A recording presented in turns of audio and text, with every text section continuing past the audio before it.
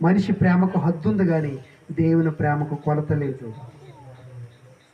గోపికన్న గారు రాశాడు పాట, మనుషుల ప్రేమ నీ దగ్గర ధనం ఉంటే, మనుషుల ప్రేమ నీ దగ్గర అందం ఉంటే, మనుషుల ప్రేమ నీ దగ్గర పలుకుబడి ఉంటే, కానీ ఆ క్రీస్తు ప్రేమ, ఆ దేవుని ప్రేమ మారనిది, మార్పు లేనిది, ఆ ప్రేమ కొలతలు లేనిది. అందుకని అంటున్నాడు, నీవు దేవుని ప్రేమలో ఉన్న పొడుగు, దేవుని ప్రేమలో ఉన్న లోతు, దేవుని ప్రేమలో ఉన్న ఎత్తు నీవు తెలుసుకోవాలి. జ్ఞానమునకు మించిన క్రీస్తు ప్రేమను మీరు తెలుసుకోవాలని పౌలు గారు ప్రార్థిస్తున్నాను అంటున్నాడు.